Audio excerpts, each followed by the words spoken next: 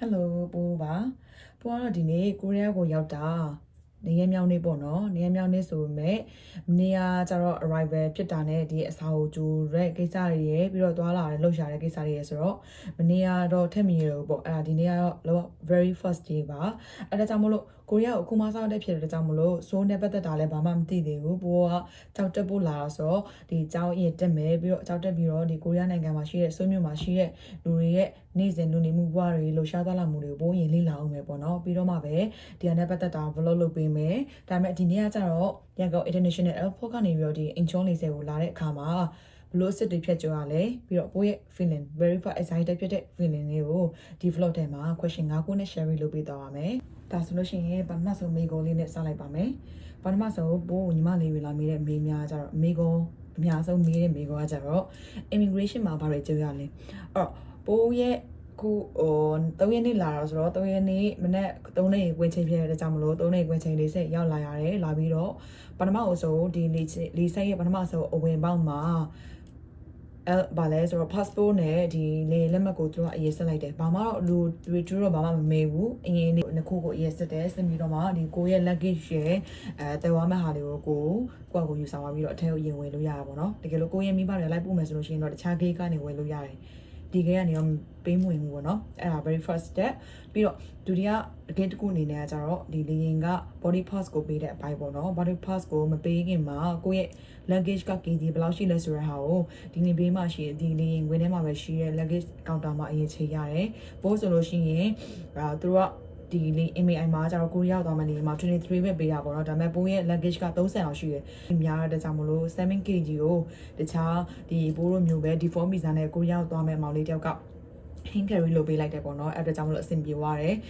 immigration take ကတနေရာရှိသေးတယ်ဒါကြောင့်လုံခြုံရေးအတွက်စစ်တာပေါ့ဒါကြောင့်နည်းနည်းလေးရောရစ်တယ်လို့ခံစားရတယ်ဘာလို့လဲဆိုတော့ပိုးစ immigration အဝင်မှုသူတို့ကစစ်တဲ့အချိန်မှာဆိုလို့ရှိရင်မောက်ပုတ်တင်ရယ် passport ရယ်ပြီးတော့ဒီလက်မှတ်ရကင်ဆောင်ထားရပြီပုံမှန်ဆိုလို့ရှိရင်ဒါပေမဲ့ပိုးဝင်တဲ့အချိန်မှာကျတော့သူတို့ကတဲ့ဘယ်သွားမှလဲတဲ့ကိုကလည်းနည်းနည်းအသက်ကြီးတဲ့ပုံပေါက်တာပေါ့နော်ကိုကလည်းနည်းနည်းထွားတာဆိုတော့သူတို့ကကြောက်တက်မယ်ဆိုတာမယုံဘူးဖြစ်တဲ့အတွက်ကြောင့်မလို့အဲ့ဆိုလို့ရှိရင်ねဗာလဲ admission letter visa ပြဆိုတော့ပိုးမှာလဲစစ်သက်ရှိရနဲ့အဲ့လိုပြပေးလိုက်တယ်ကိုမှစားဆန္ဒစုံနေရဆိုလို့ရှိရင်တော့ဘာမှအကြောက်စရာမလိုဘူးတကယ်လို့ကိုမှစားဆန္ဒမစုံဘူးဆိုလို့ရှိရင်တော့ဒီ immigration မှာကိုနည်းနည်းသတိထားဖို့တော့အကြံပေးချင်ပါတယ်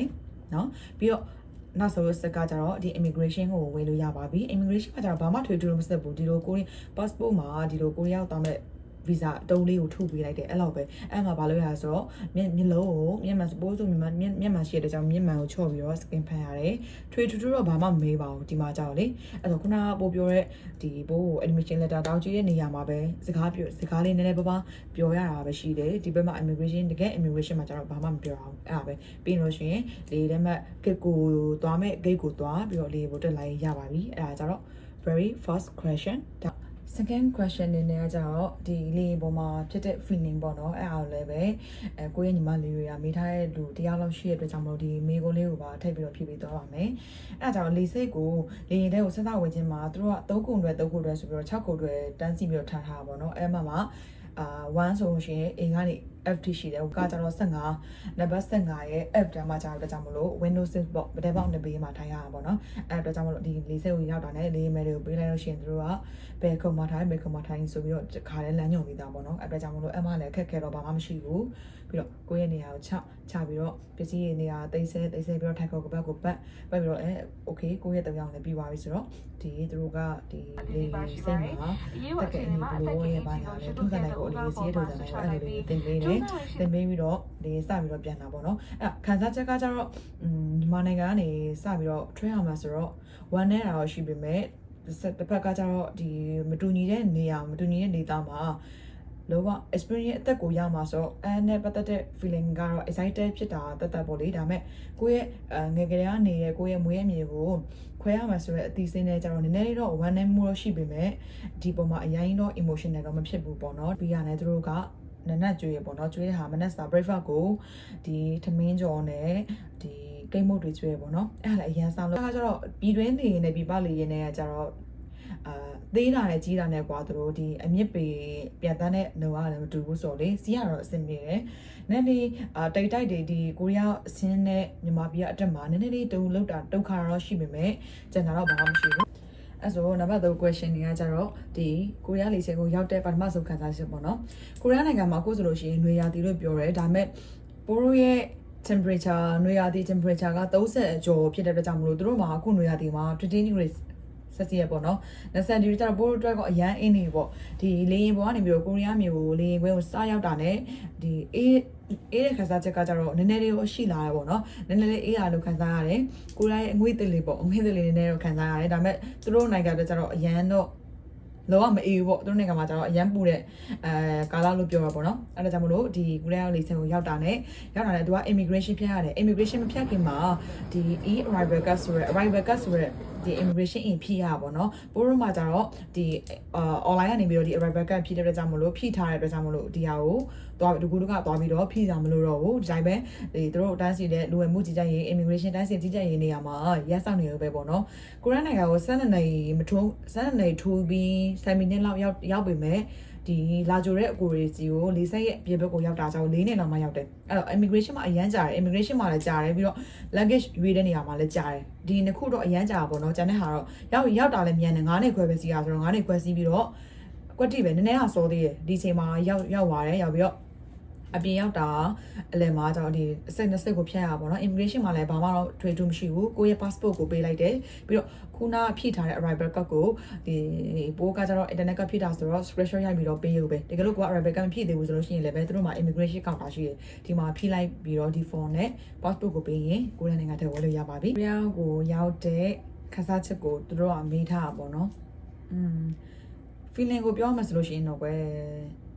ပြောတာပေါ့ဘာလို့လဲဆိုတော့ငယ်ကလေးက drama တွေကြီးရယ်ပြီးတော့ကိုအရန်သွားလိုက်ခြင်းတဲ့နိုင်ငံလည်းဖြစ်တဲ့အတွက်ကြောင့်မို့လို့ရောက်တာတော့အရန်တော့ပြောတယ်ဒါပေမဲ့ဒီကိုရီးယားလူမျိုးတွေရဲ့နေစဉ်ဘဝနဲ့ကိုရီးယားနေစဉ်ဘဝနဲ့ကျတော့ဘယ်လိုမျိုးကွာခြားမှုတွေရှိနေလဲဆိုတော့ကိုလည်းမသိဘူးပြီးတော့ပိုးကကျတော့ကိုရီးယားမြန်မာနိုင်ငံကနေပြီးတော့ level 2 ထိပဲတင်ထားဆိုတော့ကိုရီးယားစကားကိုအရင်သိစနာလိုက်ပေမဲ့အရင်ကျွမ်းကျင်ချင်းပြန်ပြောမတတ်သေးဘူးပေါ့နော်အဲ့ဒါကြောင့်မလို့ဒီအတွက် pressure တော့ရှိတယ်ဒါပေမဲ့ရောက်တာနဲ့ဒီတပတ်လောက်ကကျတော့ပိုးထင်တယ်တပတ်လောက်ကကျတော့ကိုရီးယားရဲ့ server ပေါ့နော်ကိုရီးယားလူနေမှုဘဝကိုသေချာလေးလာပြီးမှပဲဒီကိစ္စကိုဒီအကြောင်းကိုပြောလို့ရမှန်းနဲ့တူရပေါ့နော်ဘာလို့လဲဆိုတော့ခန်းစားချက်ရောက်ချိန်ကကျတော့ပြောတာပေါ့ပြောတယ်ဆိုတော့ဟာကိုယ့်ရဲ့ဘိတ်သားကိုရီလည်းရှိတယ် agency ကကိုကလည်းဘိတ်သားဖြစ်တယ်ပြီးတော့ဒီကိုရဲ့အကိုကလည်းပဲကိုရီးယားမှာရှိတယ်ဆိုတော့သူကလာတွေ့ပြီးတော့ဒီကင်စင်ဂျီကဲတို့ဒီဝက်သားကင်တို့လိုက်ကြွေးရပေါ့နော်အဲ့ဆိုတော့ကောင်းပါတယ်food blogger တယောက်နေရကြတော့ပထမဆိုစားရောက်တဲ့ခန်းစားချက်မှာစားလိုက်ရတဲ့အခြေအကျတော့ very happy ပေါ့ဒါပေမဲ့ပျော်လားဆိုတော့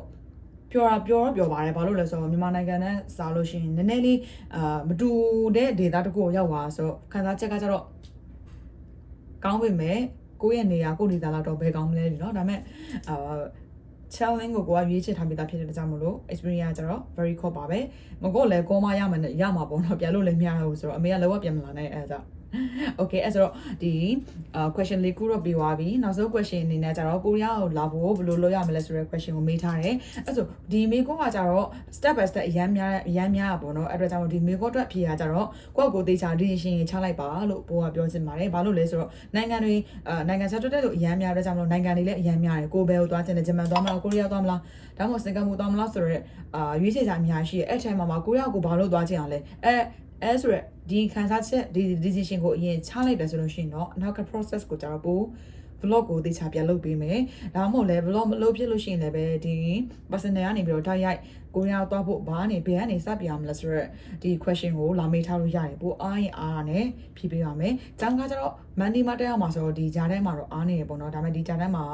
vlog ကိုပို့ဆိုးရဲ့လူနေမှုဘဝမှာရှိတဲ့ဒီ daily vlog မဟုတ်ပဲနဲ့ဒီလိုမျိုးကျောင်းကိုဘယ်လိုလာရမလဲဆိုတော့ကိုယ့်ရဲ့ experience ကို vlog mini vlog လေးတစ်ခုပြီးတစ်ခုလုပ်ပေးသွားပါမယ်။အဲ့ဒါကြောင့်မလို့သိချင်တာရှိရင်လည်းပဲဒီ vlog တွေအောက်မှာမေးလဲရတယ်။အခုရိုက်ထားတာ vlog အောက်မှာလည်းပဲနောက် vlog ကိုဘယ် vlog လေးကျင့်ချင်လဲဆိုတဲ့ဟာလေးကိုရေးခဲ့ပေးလို့ရပါတယ်။ပိုးကကျတော့လည်းအရင်သိတာမျိုးမဟုတ်ပေမဲ့သိတဲ့တော့လည်း share လုပ်ပေးတာဆိုတော့အမားပါတာလို့ရှိရင်လည်းခွင့်လွှတ်ပါလို့ပြောချင်ပါတယ်။ Okay, see you the next video.